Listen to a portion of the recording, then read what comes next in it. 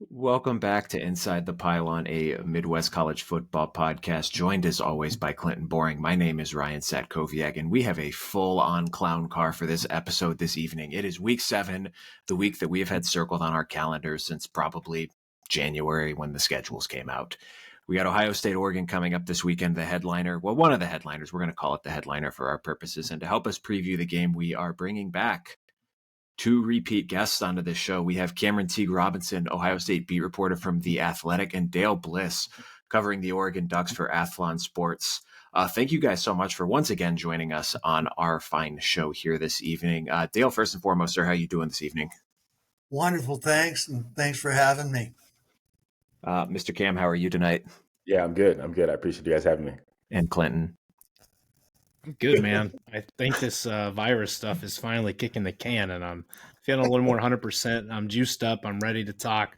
Did a little pregame work here on studying up so I can be ready for these guys. So I have some hopefully good knowledge for them as we go through this. So Ryan, how are you doing tonight, sir? Oh, just peachy, man. I'm excited to be here. Excited to talk this. This week's it's a tough act to follow, man, after what looked like a sleepy Saturday last week, and we had 5 top 11 teams lose, but really excited to get into it and to talk this game this evening here, once again, live on the YouTube page. Gentlemen, let's just kind of get into it this evening. I think what's most fascinating to me about this game, well, among the many fascinating things about this game is we're talking about 2 teams that I don't want to necessarily say that they've slept walked through the first 6 weeks of the season, but they haven't really played teams that are capable of challenging them. Boise State and Ashton Genty's Barry Sanders-like season notwithstanding against the Ducks in week 2, but it almost seems to me, we were kind of talking about this yesterday, and Dale, I want to start with you here. When we talked with you preseason, we kind of had some discussions about the offense and what the offense could be. And there's been just this lack of explosivity from the Ducks offense this year. And my question to you is that kind of a feature of Dylan Gabriel and the new offense here? Or is Will Stein and Dan Lanning playing the greatest long con in history here, and they're just not showing anything through the first 6 weeks of the season, and we're going to see just some nonsense coming out of the Ducks playbook this weekend? Dylan Gabriel has struggled a little bit. Now, he's been brilliant at times, but in the last 2 games, he's thrown 3 interceptions inside the opponent's 5. And that's scary. Each time he kind of forced the ball, made a bad decision, and took points off the boards. Against UCLA, the interception was right before halftime, last drive of the half, which is really important in a football game. I think there were like 10 seconds left to go on the clock. And instead of the Ducks getting points before halftime, he throws a pick 6 to Brian Addison, who was a transfer from Oregon. So he has been the shining light at times. First 3 games, he completed 84% of his passes. But against Michigan State, he starts 2 for 7. On the first play of the game, he overthrows an open receiver on a deep shot. And then he has 2 interceptions inside the 10. And that is against a team like Cameron's Ohio State team, you just can't do that. You can't take points off the board. You can't give an offense as potent as Ohio State's extra possessions. You just can't. So he's got to play a different kind of game. I don't buy it all, the whole thing about, the coaches playing plain vanilla or hiding part of the offense. Coaches just aren't wired that way. They want to look good every week. That's my answer. I hope it wasn't too long. No, that's perfect. Cam, on the Ohio State side, a little bit of a slow start last week against Iowa, but they rebounded well in the second half. The defense started forcing some turnovers to help things out. What have been kind of your early impressions through the first couple of weeks of this offense with Will Howard at the helm? Yeah. I think it's been better than I thought it was going to be. I think Will has been pretty efficient. He's not CJ Stroud in the sense that they take the top off a lot, but I don't think that's really what this offense is built to be. They're very RPO heavy. I think Will's really, really good in the play action RPO game. Like, his numbers are outstanding when in the play action RPO game this year. But I think, honestly, the best part of this team, which is crazy to say, because definitely wouldn't have been last year and probably wasn't the case in 2022, is just, I think it's that they can really win up front. I think that was the takeaway from the Iowa game, is that I thought they dominated Iowa's front seven, and people don't dominate Iowa up front like that. It just doesn't happen. They had two outstanding running backs in Quinshon Judkins and Travion Henderson. I mean, both NFL guys, and Quinshon has been, I think, the better of the two. But I think they're both very physical. They've both been good at pass pro as well. So I think they're just very versatile. They're very multiple. I think that's why they gave Iowa fits, is because Iowa wanted to play like this too high safety, and they really couldn't, because then they dropped somebody in the box, and then Chip Kelly would call some kind of RPO or pass, and then it's just they're just very versatile, very multiple, and it's hard to kind of pick what they're going to do. So that's been the biggest thing. And now that the offensive line works well, it's really hard to stop this offense. If they can run the ball, I mean, I think they lead the country in averaging 4 yards a carry. Like, if they can do that, it's hard to stop this offense, because if Chip Kelly can get ahead of steam running the ball, he has the whole playbook open for himself. And Cam, I kind of want to stick with Ohio State's offensive line there. Oregon's defense has 16 sacks on the season. Jordan Burch leads the team with 5, Mateo Uiagalelei 3.5, and then a familiar foe, Derek Harmon, former Michigan State defensive tackle, has 3. How much concern do you have with this Ohio State offensive line going up against this pass rush, given the level that they've faced thus far in this season, that being Ohio State? Yeah, I think that's the biggest concern I have. Like, I think Ohio State can move the ball on the ground. I think the biggest concern is whether they'll be able to whether they'll have success in traditional drop back passes. Now, they don't have to do it a lot. They don't do it a lot. I mean, they're going to probably try to throw a lot of quick stuff, get the ball out of Will's hands, get to the outside. I mean, I think another thing that receivers are really good at, like, they're really good receivers, they're really good in space, but they're really good blockers too. So I expect them to utilize that a lot. I don't think you're going to see Will Howard step back to throw and stand there like a statue. Chip Kelly's not going to let Oregon. I mean, Oregon was really good against Michigan State last week. Mm-hmm. Like, I got a chance to watch that Friday night, and I was really impressed with that pass rush. So that was I think if you're talking about the biggest worry for the Ohio State offense is how they can stop those pass rushers, that would be it.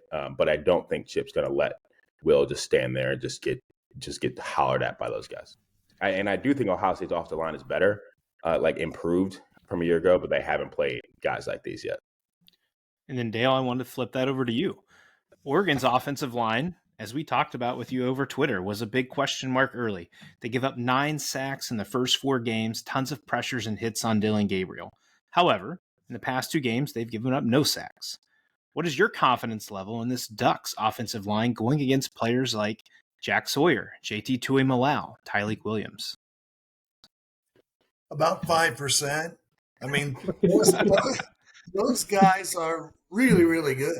I mean, JT's a first-round draft pick. I think he has 4 sacks already this year. I mean, he's terrifying. He's got 4 TFLs and 3 sacks, 12 total tackles. Jack Sawyer's a tough physical guy. And then on the back end, you've got Caleb Downs and Denzel Burke. That is an incredibly talented defense. And no, the offensive line has looked better. They had some injuries in fall camp and really struggled early to find a rotation that was going to work. About midway through the 3rd game, they moved Iapani Lalaulu to center. And that really solidified the offensive line. And as you said, been very strong the last 2 or 3 games. And against Michigan State, Jordan James had 166 yards rushing. In the last 2 games, Dylan Gabriel's been kept completely clean. But against that Ohio State defense, that's a whole nother level of physicality. So, no, I'm not confident. I'm hoping it works out. But, I hope Will Stein and Dan Lanning are smart enough to figure out. They are so good at keeping the play in front of them, too. I think opponents are averaging something like 5.6 yards per pass attempt. They just don't give up anything, really. Iowa looked awful. So I just hope we don't look awful. How do you, from an Oregon offensive standpoint in this one, Dale, how do you envision them attempting to attack this Ohio State defense? Jordan James, he's been good throughout the year, but coming off his best game of the season.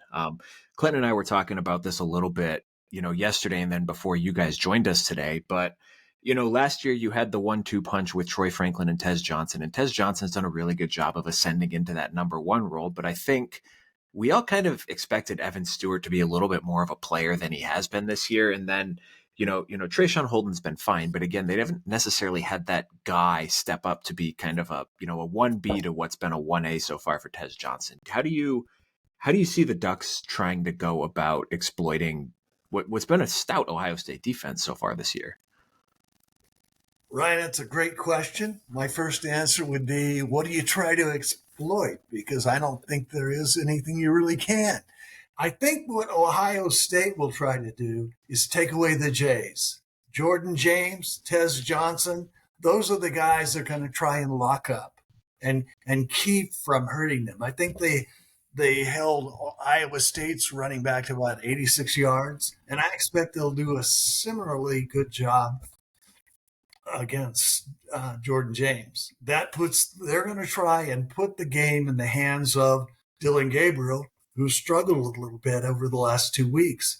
And it's critical from an Oregon standpoint that they find ways to get the ball to tight end Terrence Ferguson, tight end Kenyon Sadiq, Evan Stewart, Trayshawn Holden. Got to get those other guys involved in the offense, because they're the ones that are going to draw the number 2 quarterback, the number 2 safety. You're not going to get a lot throwing to the guy who's covered by Denzel Burke or Caleb Downs. Other side of that question there to you, Cam, looking at this Ohio State defense, where does that weak spot lie? And I get weak spot is relative, right? We can still be talking about a pretty good player here, but where might the spot in this defense, if there's a relative weakness that could be exploited by this Oregon offense, where would you kind of look to that as? Yeah, it's the hardest point about this Ohio State defense is, they start 11 guys, and I think at some point in the next 2 or 3 years, I think all 11 will probably be in the NFL. But it's still a new group of linebackers. I think they did a really good job against Iowa. I think they've been much improved in the run game. I think sometimes they can be a little bit exposed in the pass game, just because I think they're just a little slow in processing things. Sonny Styles was a safety a year ago. I think he's still a little slow on processing passing route concepts from tight ends and things at that level of the field. And then really, secondary really hasn't been tested this year. I think they haven't played a quarterback like Dylan Gabriel for sure. They haven't played a receiver like Tez Johnson for sure. Now, you lean on things when you're Ohio State, like, okay, you got Denzel Burke. That's an All-American corner, potential All-American corner you feel like you can trust. Caleb Downs was a freshman All-American. You love Lathan Ransom.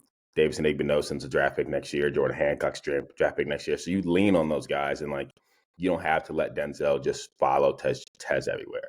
The question that they've struggled with a little bit is I think this is a press man team.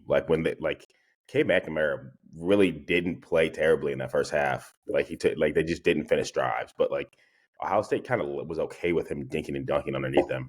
And then the second half, when Jim Knowles really kind of turned up the heat, they went press man, and Iowa receivers could not move. I would love to see more of that out of Ohio State. I think you're going to see more from Jim Knowles than you've seen so far. He tinkered with some blitzes against Iowa. That was really interesting.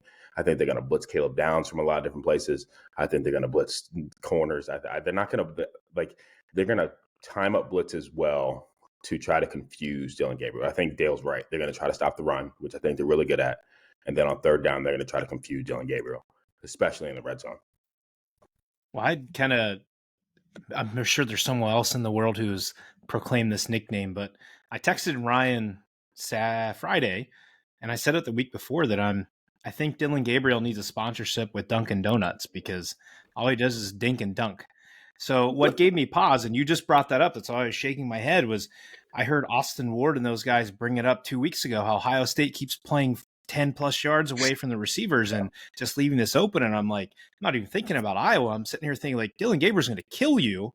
if you don't get up close to the line of scrimmage. Did Knowles mention anything as to particularly why they were doing that? Or I think it's just a balance he's been trying to. I mean, if you really think about it, his first year they were really aggressive. And they got burned a lot. Last year they weren't aggressive at all, and they just gave up a little stuff and got stops in the red zone, right? So I think he's trying to find that balance of like, okay, when can I get up and press man and really get after people, and when do I need to pull off and disguise coverages? I mean, I think he's trying to find that balance. I think he found it a little bit more in the second half against Iowa. But he has such a good defensive line that, like, I think he's trying to find out, when do I need to blitz? When can I disguise some things? When can I play press man and not with this group? Although it's like a lot of the same guys, it's a little bit different philosophy in his third year. Same defense, just trying to strike the balance of Jim Knowles, the over-aggressive blitzer who would always cause havoc in people, and also not trying to give up big plays. And Dale, how do we've seen Jeremiah Smith, and he is a highlight reel every single week. Emeka Egbuka, who is often forgotten, who should not be, just popped 3 touchdowns this past week to bring people's minds back on him. He's an NFL receiver, isn't he? Yes, I think Brandon Ennis is in there as well. So my kind of question was, how do we see, and I've tried to tune into Oregon as much as I can. You guys still get some of those late nights, and with 2 kids, my butt's got to go to sleep. I can't stay up. What has Oregon done? What has Oregon done thus far that you've seen in their games, and then kind of what you know from Ohio State? How do you think Oregon's going to try to slow down Jeremiah Smith and Emeka Egbuka? I necessarily don't say stop, because I don't know if anyone can truly do that, but how are they going to slow these guys down? I don't know. Just from the highlights and the Ohio State action that I've seen, I think Jeremiah Smith is as close as anyone gets to being uncoverable. I don't think anybody stops him. I mean, if you grab one of his arms, he'll catch the ball with one hand. You know, he's insanely talented. And the other 3 guys are really good. And that's one of the concerns I have about the Ducks going into this game, is that the stuff aimed at the second quarterback, whether it's Nico Reed, Dante Manning, those guys are good and they try hard, but they're not as good a cover guy as, say, Jabbar Muhammad is. Muhammad has a fighting chance against those guys. On the other side of the defensive backfield, the Ducks have been less successful at stopping that third down hitch or that out route, for yardage, or the occasional deep shot. And that's a concern when you're facing a team with as much receiver talent as the Buckeyes have. So, yeah, it'll be interesting to see. They've got a guy named Brandon Johnson, their nickelback star, plays various roles in the defense. He's a really smart football player, and he may be able to pick up some of that slack. But yes, the Oregon defense as a whole has got to have their best game of the season. And if they get beat on a few drives or a few plays, they've got to keep up the intensity. You have to know that a team like Ohio State is going to score. I mean, good Lord, they're like, I don't know, 4th or 5th in the country at 46 points a game. If the Ducks have a really successful day, maybe they hold them to 34 or 32, maybe. But you're going to have to keep up with those guys, and you're going to have to accept that this is a heavyweight fight. It's going to be, I think, in terms of the character of the game, unless somebody comes in flat or somebody has a really good start and blows somebody out. I think it'll be a little bit like the Georgia-Alabama team, where they trade some punches, and there are some shifts in momentum, and there's some great plays made. And if the other guys make a great play, you just have to answer. You have to have the mindset that you're competing against the best, and it's going to demand your best. So just about every podcast, we mentioned it yesterday, and I think just about every podcast I listened to mentioned the Big Ten stat that teams that travel 2 or more time zones to play on the road are 1-8 so far this season. And thinking about this, I feel like this is something that we've all taken long flights and we know what jet lag feels like and all that fun stuff. But for a team like Ohio State, a team that's played more of a, they're not one of these, like Indiana, where you're kind of typically playing your non-conference games, in a 3-hour drive or whatever. They play more of a national schedule team that might be a little bit more used to that travel. Maybe it doesn't apply. Maybe it does apply. But Cam, have you gotten a sense for kind of what the travel schedule is going to be for Ohio State? And are they going to head out a little earlier and try to acclimate to the Pacific time zone? No, I was actually meant to ask the athletic director that Saturday after the game when I was talking to him, but I haven't. I don't think it'll be much different. Like you said, they're they're playing enough Rose Bowls. Like you go out to the Rose Bowl, it's a very similar thing, and that's a big game. It's not like it's nothing. So that time zone change, I think, is definitely hurt some people, but that won't be, in my opinion, an excuse or a reason Ohio State loses to Oregon. I just think, it's a top 3 matchup. These are 50-50 games, so that won't help them, but I think they'll be okay. It always felt easier for me going east to west than vice versa, because at least, you get this, it's a 4:30 local kick out there, still a 7:30 start. So it's not like this Miami playing 10:30 local time like they did on Saturday night or anything like that.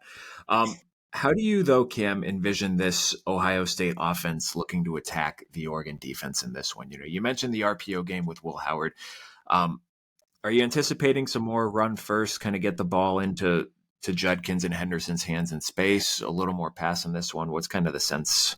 Yeah, I think the last few games we've seen the script off rip is a lot of the RPO game, getting Will Howard comfortable. I think he starts like 8 for 8 or 9 for 9 or 10 for 10 in like every game. So they'll use that to get him comfortable, and then just get the run game going. You kind of use the RPO game to spread Oregon's defense out, and then just kind of pound them with Quinshawn and Travion, because you have 2 guys who you can just kind of take in and out like that. So it won't be the explosive plays. Unless Jeremiah Smith does something crazy, which he's known to do a couple times a day. But I think these will be methodical drives. I feel like that's just who Ohio State is this year. They're fine with 10, 11 play drives to having the ball for 6, 7, 8 minutes, as long as they score a touchdown. They're the best team in the country at scoring in the red zone. I don't think there's 21 for 21 this year, 20 of 21 on touchdowns. Will Howard's mobility helps them a lot there as well. I think something interesting we saw against Iowa was more of Will finally taking the read options as opposed to just handing them off. Iowa started loading the box, and Will use his mobility to get outside as well. So they could do a lot. There's a lot of variety, like I said, but I expect they'll come out the RPO Oregon to spread them out and then get some things going in the run game. Dale, you mentioned a couple guys for Oregon in the. Go ahead. Oh, I apologize. I was just going to say, I looked it up before the podcast. Ohio State this year has scored 29 touchdowns, settled for a field goal twice. Oh, yeah, twice. Yeah. I didn't want to know that. I looked it up because I don't want to know it. We'll talk when we talked in the preseason, Dale. We were talking a little bit about the Oregon linebackers, and you just mentioned a couple guys in their secondary, but looking at their front seven, any guy in particular that you think might be an X factor in this game to kind of counter that RPO attack from Ohio State? Ashton Jeanty ran for 196 yards against Oregon, and Quinshawn Judkins and Travion Henderson are every bit as good as Jeanty is. So obviously the linebackers have got to play their best games and fill the A gap and fill the B gap and tackle some guys who are tough to tackle. Bryce Betcher is the linebacker who's had the best season so far, and he's a remarkable story. This guy was a walk-on, a baseball player who turned out for football because he loved football, loved contact. And it's wild because he plays center field like a football player, running into walls and diving after balls and so on. And he plays football like a center fielder. He's very active. He leads the team in tackles, and he gets every ounce of ability out of whatever he has. He's like 228 pounds, and you wouldn't think that he'd be a starting linebacker in the Big Ten, but man, every week he just makes impact plays. So he's the guy. I hope he continues to play the way he's played. So far, he's been PFF's best linebacker in the West in terms of his grades for the first 6 weeks of the season. And I would not have predicted that. I would have predicted seniors Justin Jacobs or Jeffrey Bossa would be the man in the middle for the Ducks, but it's been Betcher. Cam, I had a big question for you for the whole offseason talk. Ryan Day becomes the CEO of the offense, no longer calling plays. This is the first big game since the Michigan game. We know what the narrative is, both in Columbus and outside of Columbus, that Ryan Day can't get the big game. He can't win the big game. He tightens up. He stiffens up. What have you seen so far with him to this point in the season? And how do you expect him to handle this game on Saturday night, especially now that this is the biggest game he's coached in, that he hasn't been the play caller? What can we expect from the new CEO, Ryan Day, with this matchup with Oregon?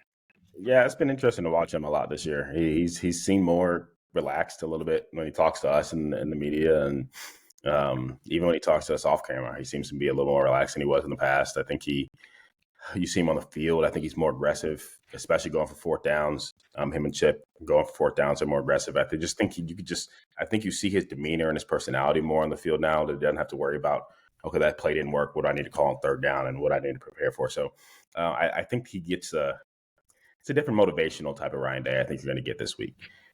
And I think he wholeheartedly trusts Chip Kelly. I mean, that's his mentor. He's the reason he's here. Like, he wasn't going to hire just anybody to fill that spot. And I think Chip Kelly's the perfect person for it, especially with the success they've had. I think he trusts Chip completely. I think Ryan's still going to be aggressive on fourth down. I think that's just who they are this year. So I don't expect much to change. It is interesting, though, like you said, it is the first big game. But in my mind, the games where he's really kind of puckered up have been the Michigan games. Like, I think of the 2022 Peach Bowl. That was the best game he's coached, and they lost. I thought he was fantastic in the game from start to finish. I mean, Penn State's big games, he's usually fine there. So I think this is a game where I think you just have to you go on the road, you just let it all hang. And I think having Chip, another person he trusts in that room to help him with that, I think will pay dividends for them. And then, Dale, I'm going to kick it back to our fall season preview when I asked you, can Dan Lanning win a big game? Now, I know he's very young in his coaching career, doesn't have as much time as Day, or if you looked at like Meyer and Saban at that point.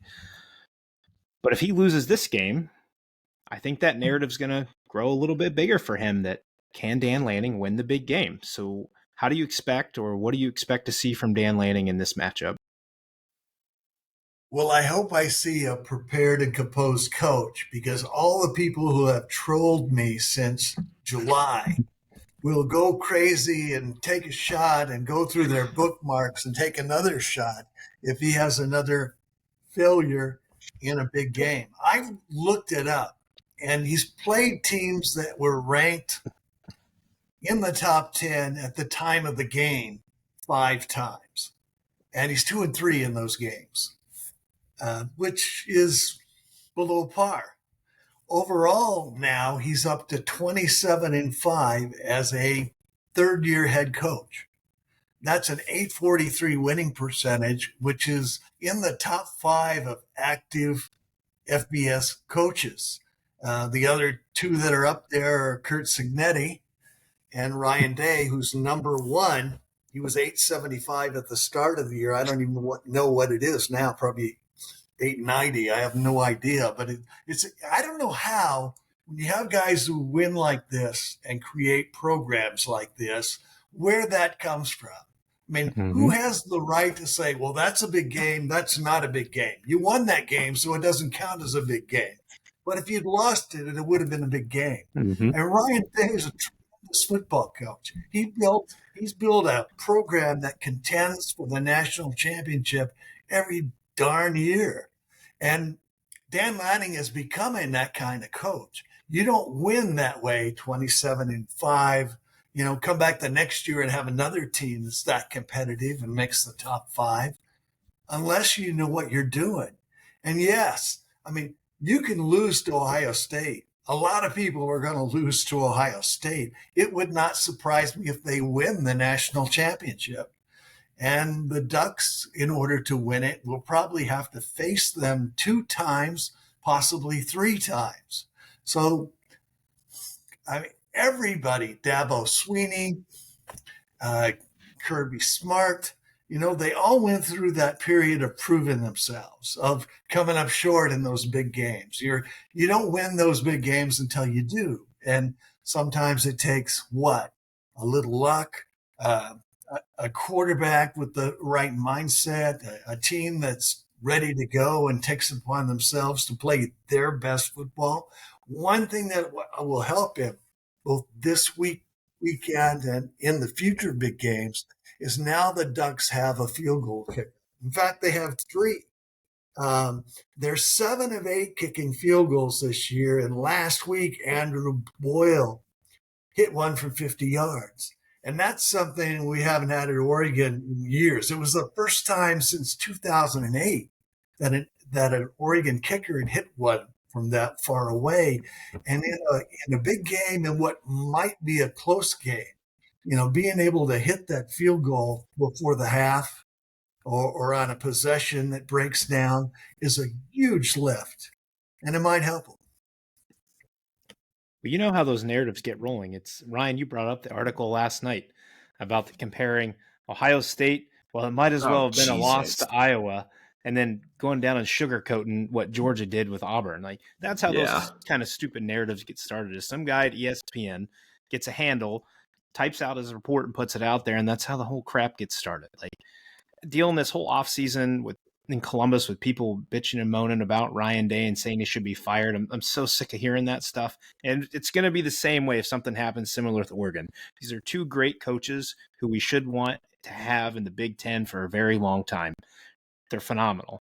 Fan bases just need to chill the F out, man, and enjoy what you have, because you're one bad coaching hire away from mediocrity. Yeah. You have to remember that.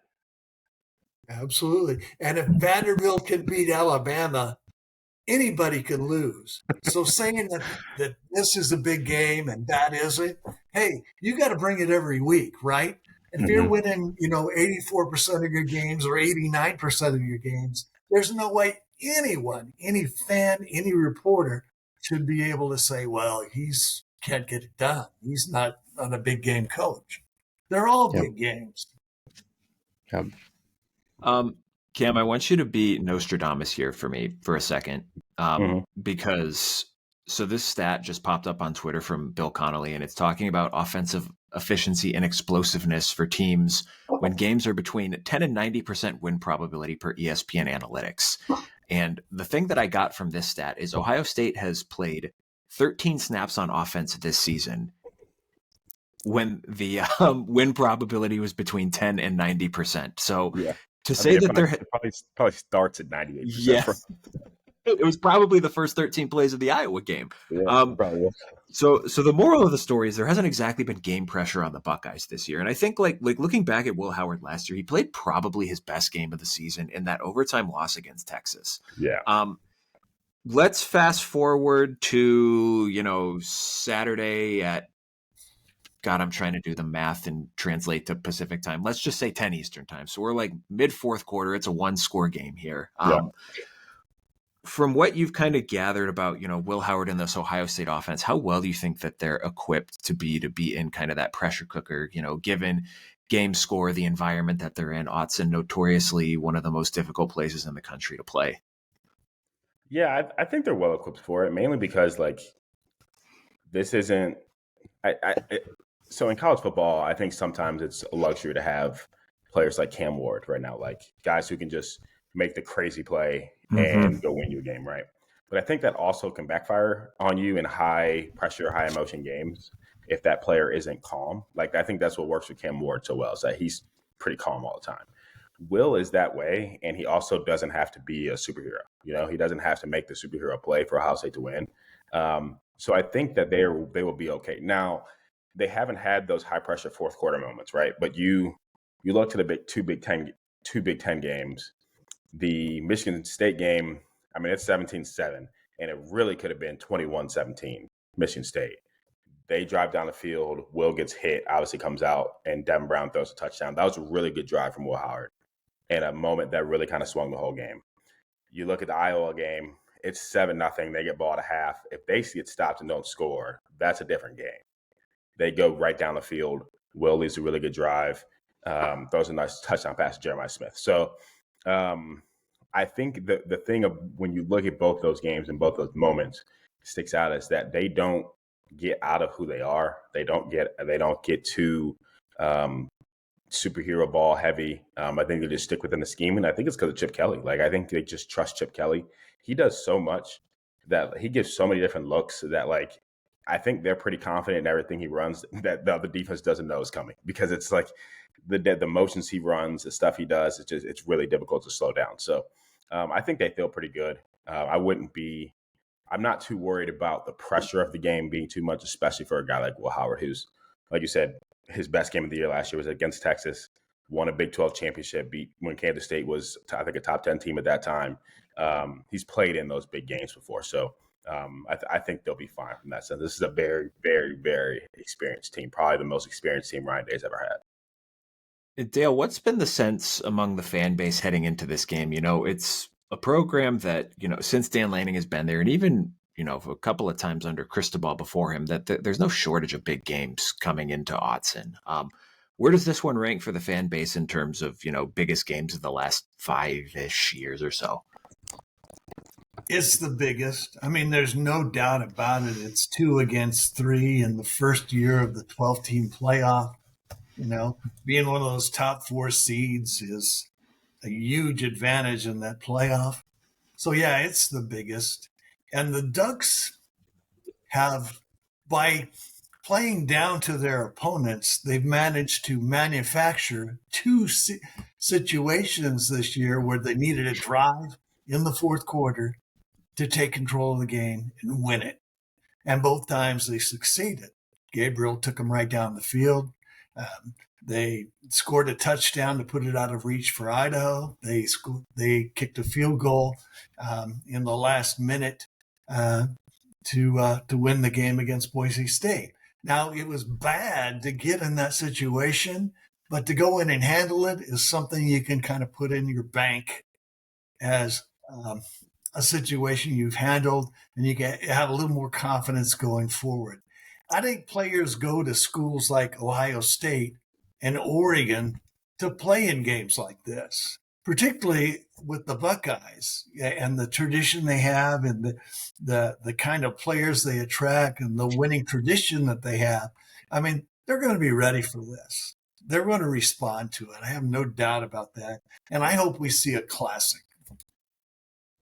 Same. I think what's interesting, though, too, is that, like, this feels like the beginning of a very long rivalry of the Big Ten. I don't think there's any doubt right now that who the 2 premier programs in the Big Ten are, both on the field and also recruiting. I think Ohio State and Oregon are probably 2 of the best programs in the recruiting game right now, along with Georgia and Alabama.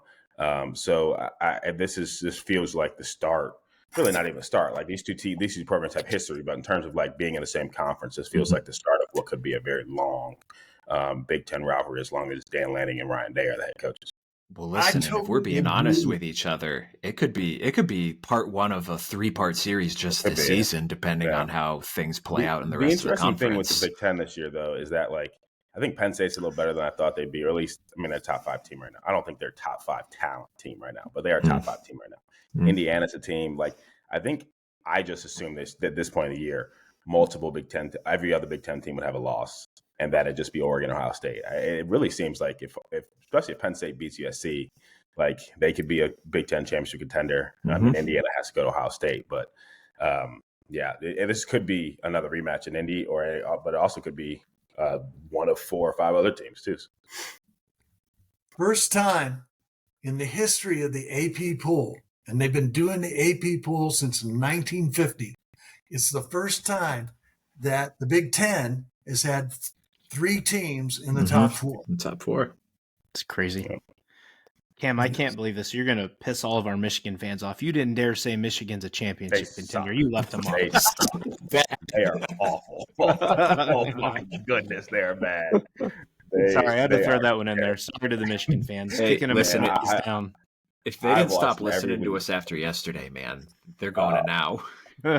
It's bad. I don't know how Michigan fans do it. I want to gouge my eyes out watching them when I watch them there on the weekend. It's rough over there.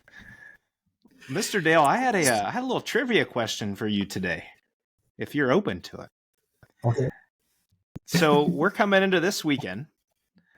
Ohio State is -4.5 against Oregon at this point. Can you name the last time the Ducks were a home underdog and who they played in that game?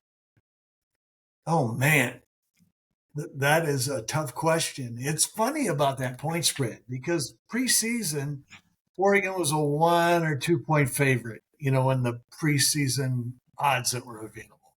And as October rolls around and the Buckeyes have dominated, 5 opponents, it's crept up and crept up. I think this line opened at 3.5, then it went to 4, and now it's 4.5. Which means that the Buckeyes would be more than a touchdown favorite on a neutral field, maybe a 10-point favorite at home. So that's terrifying. And if I had to guess, I think the last time the Ducks were an underdog at home might have been maybe Stanford 2012. That would be my guess, but I really don't know. Okay.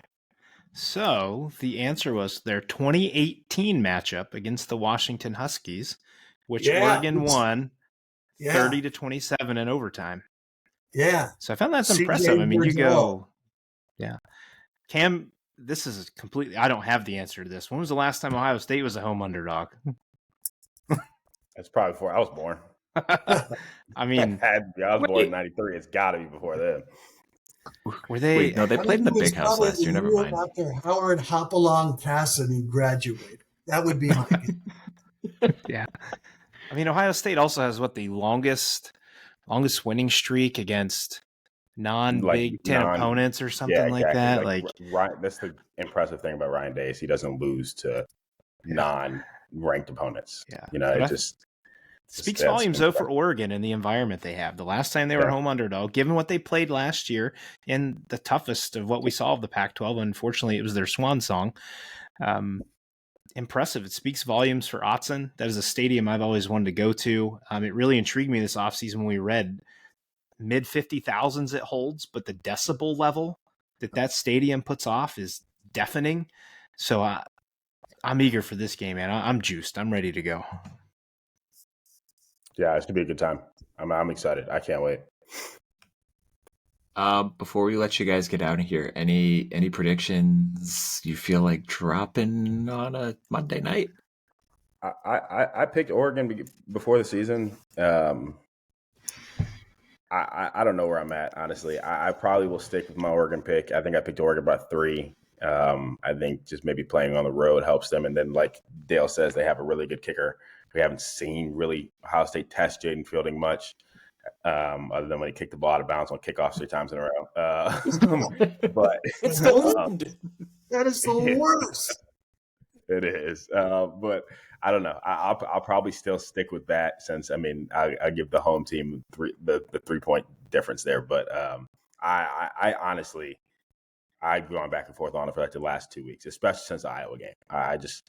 Part of me wants to pick Ohio State just knowing that they could run the ball at will, especially knowing what Ginty did, Ash and Ginty did. But I'll stick with my original July prediction and go Oregon by 3. Mr. Cameron, Dale? that's reverse rat poison, and you know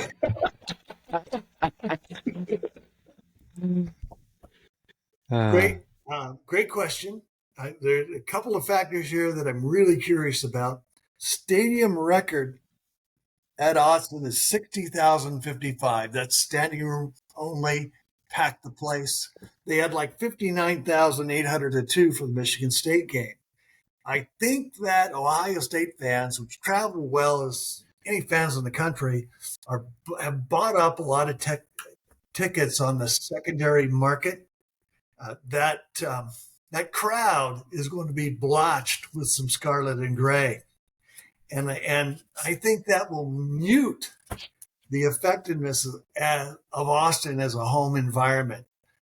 In addition to that, they have a color for fans to wear every game. The color this week is black. For a night game, to me, wearing black, you're just washing out your own fans. I mean, it's like they're not there. And I think the crowd, the noise, it'll be a little muted because some of those folks are going to be rooting for the Ohio State. It all comes down to Dylan Gabriel. He's played the best game of his career last year, Red River rivalry against number 3 Texas. If he plays that way, Ducks have a chance. If he doesn't, it's Ohio State by more than 8. There you go. You heard it here first. You'll get our picks on Thursday. We'll save our picks for the prediction show on Thursday this week. That is all we have for you guys. We're really looking forward to this game. Thank you guys for taking some time on your Monday nights to help us break it down here. We really appreciate it. Appreciate you guys. Thank you so much.